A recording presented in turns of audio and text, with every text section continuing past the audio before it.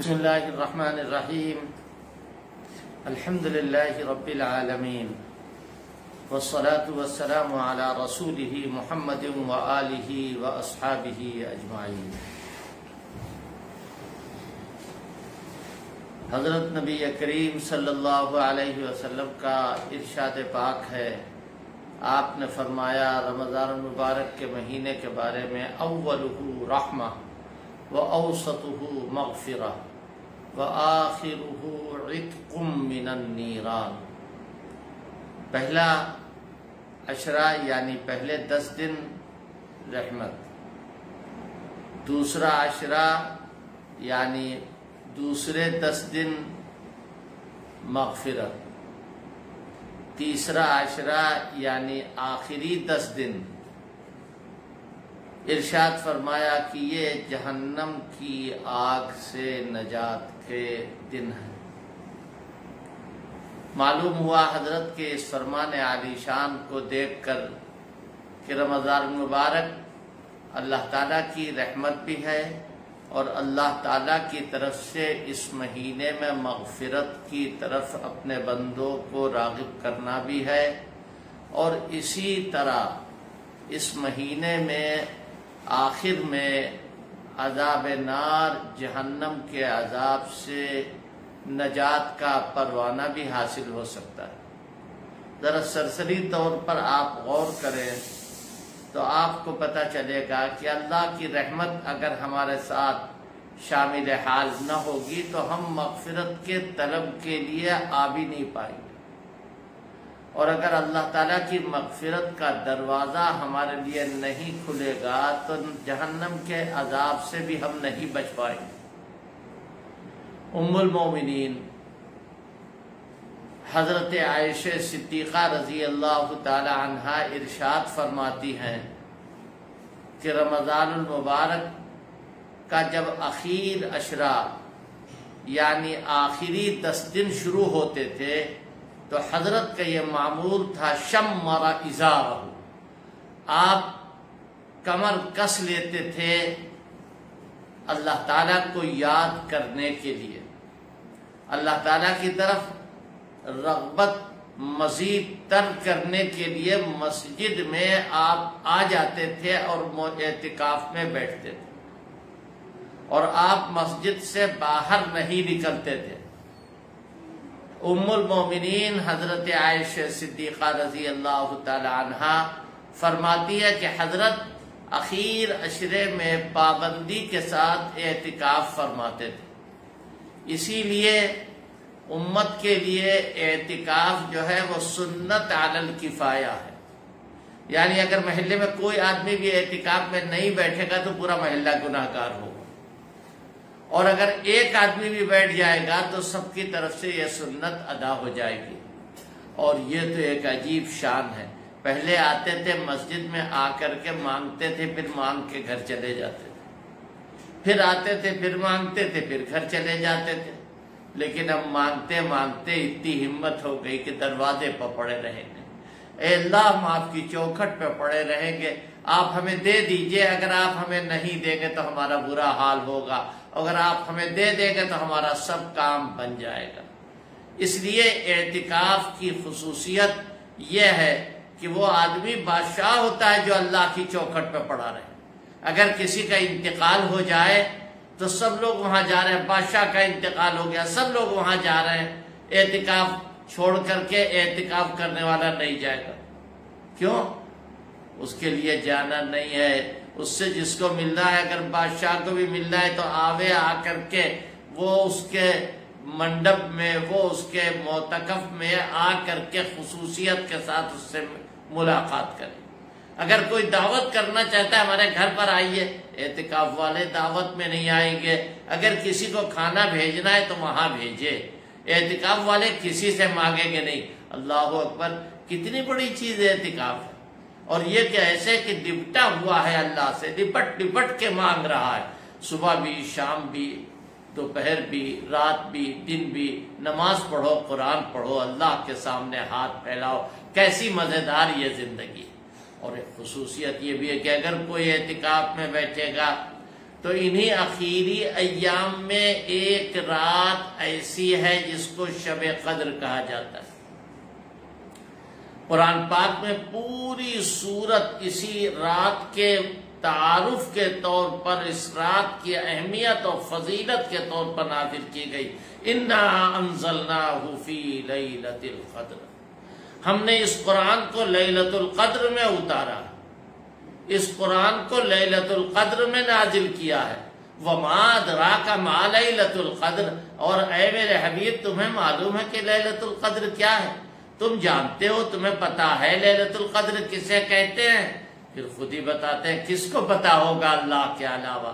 فرمایا لیلۃ القدر خیر من الف شہر، یہ ایسی رات ہے کہ اس کی فضیلت، اس کا مرتبہ یہ ہے کہ 1000 مہینوں سے زیادہ بڑھ کر اس کی فضیلت ہے۔ 1000 مہینے کتنے دن ہوئے؟ کتنے سال ہوئے؟ کتنے دن ہوئے؟ حساب لگانے والوں نے لگایا ہے، کوئی کہتا 83 سال، کوئی کہتا 87 سال، کوئی کہتا 84 سال، بہرحال 80 سال سے زیادہ کی مقبول عبادت سے زیادہ بڑھ کر وہ ایک رات ہے جسے شب قدر کہا جاتا ہے، وہ ایک خیر من الف شہر۔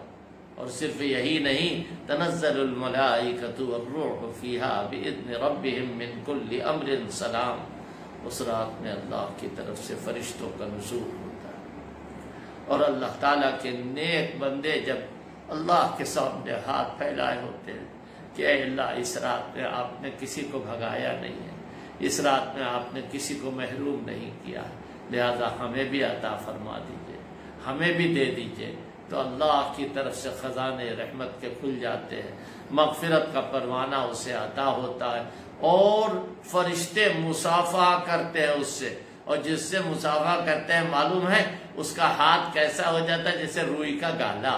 نہ معلوم کتنی مرتبہ شیخ الحدیث حضرت مولانا زکریا رحمۃ اللہ علیہ سے مصافحہ کرنے کی مجھے توفیق نصیب ہوئی۔ اللہ پاک ہمارے اکابر کی جو بھی ساعتیں گزری ہیں ان میں، ان مقبول ساعتوں میں ہم گنہگاروں کا بھی حصہ قائم ہو۔ حضرت شیخ سے جب مصافحہ کرتے تھے تو ایسا لگتا تھا کہ حضرت شیخ کا ہاتھ روئی کے گالے سے زیادہ نرم۔ عجیب معاملہ، یہ رات بڑی فضیلت والی رات ہے، اور رمضان کے اخیر عشرے میں متعین بھی نہیں کہ فلاں دن گزر کر جو رات آئے گی، نہیں، طاق راتوں میں اسے ڈھونڈو، کبھی 27 ہوگی، کبھی 23 ہوگی، کبھی 25 ہوگی، کبھی 29 ہوگی، کبھی 21 ہوگی، ایک عجیب کیفیت ہے اس رات کی۔ لہذا اللہ فرما رہا کہ اِنَّا أَنزَلْنَاهُ فِي لَيْلَةِ الْقَدْرِ، اسی رات میں ہم نے، لیلۃ القدر میں ہم نے اس انقلابی کتاب کو نازل کیا کہ جس کے بعد کسی کتاب کو کتاب نہیں کہا جا سکتا، قرآن پاک کو نازل کیا۔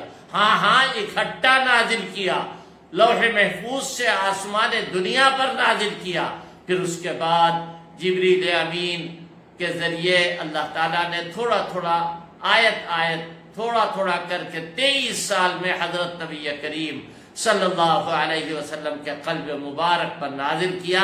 حضرت قرآن کو لکھوا لیا کرتے تھے، کتاب تھے یعنی کاتب تھے صحابہ اکرام میں جو قرآن لکھا کرتے تھے، حضرت علی کا نام بھی ان میں، اور حضرت زید بن حارثہ کا نام بھی ہے، اور حضرت معاویہ کا نام بھی اس میں ہے جو قرآن کو لکھا کرتے تھے۔ فی صحف مکرمہ مرفوعۃ مطہرہ بأیدی سفرۃ کرام بررہ، وہ کتاب کا تذکرہ ہے جو وحی لکھا کرتے تھے۔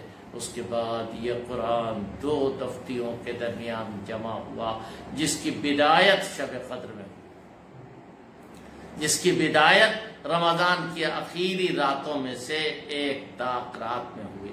عرض میں یہ کر رہا تھا کہ اس مہینے میں جو اعتکاف ہے وہ بھی اخیر عشرے میں، شب قدر ہے وہ بھی اخیر عشرے میں، اور جہنم کے عذاب سے نجات کا پروانہ بھی اخیر عشرے میں۔ اب پھر پڑھیے اس ترتیب سے اس حدیث کو جو حضرت نے فرمایا، اولہ رحمہ وأوسطه مغفرہ وآخرہ عتق من النیران، کہ پہلا عشرہ رحمت، دوسرا عشرہ مغفرت، اور آخری عشرے میں تو بالکل پروانہ مل گیا نجات نار سے، جہنم کے عذاب سے۔ یہ رمضان المبارک کی خصوصیت ہے، اس سے دور نہ رہنا چاہیے۔ اور اللہ کے نیک بندے جب ان طاق راتوں میں سے کسی رات میں دنیا سے جاتے ہیں تو ایسا لگتا ہے کہ ان کے لیے خصوصی اہتمام اللہ کے یہاں کیا گیا ہے۔ حضرت مولانا علی میاں رحمۃ اللہ علیہ 23ویں شب میں ان کی تدفین ہوئی اور رمضان کے آخر میں ان کا انتقال ہوا۔ اللہ تعالیٰ ان کے درجات کو بلند فرمائے، اللہ تعالیٰ اس رات کی اور اس اخیر عشرے کی فضیلت سے ہمیں مالا مال فرما دے۔ ہم اور آپ ایک خاص مصیبت میں مبتلا، اس وقت لاک ڈاؤن چل رہا ہے، جس سے لوگ اپنی ساری ترکیبیں بھولے ہوئے ہیں۔ کون کیا کرنا چاہتا تھا، کون کیا کرنا نہیں چاہتا تھا، سب پریشان ہیں۔ جنہوں نے بندوقوں میں گولیاں بھر لی تھی لیکن چلانے کا موقع انہیں نہیں مل رہا ہے، کیوں؟ لاک ڈاؤن چل رہا ہے۔ جنہوں نے اذیت پہنچانے کی قسمیں کھا رکھی تھی، ابھی وہ اپنے قسموں کو سچا کرنے کا ان کے پاس ٹائم نہیں، اس لیے کہ لاک ڈاؤن چل رہا ہے۔ لاک ڈاؤن سے ساری دنیا اس وقت پریشان ہے، اور رمضان کا پورا مہینہ لاک ڈاؤن کی نظر ہو گیا۔ اللہ کے گھر کھلے ہوئے ہیں، اللہ کے گھروں میں اذانیں ہو رہی ہیں، اللہ کے گھروں میں اذانیں ہو رہی ہیں، اور اللہ کے گھر میں مسجد ہے، مسجد میں جماعت کے ساتھ لیکن بہت مختصر نمازیں ہو رہی ہیں۔ تراویح میں قرآن پاک بھی ہو رہا ہے، لیکن 4 مقتدیوں میں ایک امام جو ہے وہ تراویح سنا رہا ہے۔ یہ کیفیت اس سال ہے انشاءاللہ۔ اللہ تبارک و تعالیٰ سے ہم بھی دعا کریں، آپ بھی دعا کیجئے، اور سارے سامعین دعا کریں کہ اللہ پاک اس کیفیت کو دفع فرما دے۔ دیکھو جس طرح رمضان کے 20 دن گزرے ہیں، اسی طرح 10 دن اور گزر جائیں گے، لیکن ہمارے وہاں کھیل کود کی سب سے شاندار قسم کی رات جو کہلاتی ہے وہ چاند رات کہلاتی ہے۔ جتنی خرافات، جتنی الٹی سیدھی باتیں کر سکتے ہو ہم کریں، حالانکہ بالکل غلط۔ چاند رات تو بڑی مبارک و بڑی مسعود رات، ایک عجیب و غریب کیفیت والی رات ہے۔ اللہ تعالیٰ کیا فرماتا ہے؟ اے فرشتوں میرے بندوں سے پوچھو اپنی مزدوری دینے نہیں آؤ گے؟ یعنی آج تو مزدوری دینے، آج تو اجر دینے کی رات ہے، آج اجر دیا جائے گا۔ اس رات میں ہر مرد و زن اللہ کی جناب میں کھڑا ہو اور اللہ سے کہے کہ اے اللہ، ہماری مزدوری کیا اور ہماری عبادت کا کیا، ہمارا کام تو کچھ بھی نہیں ہے، لیکن آپ نے فرمایا ہے اور آپ نے جو فرمایا ہے وہ سچ فرمایا ہے۔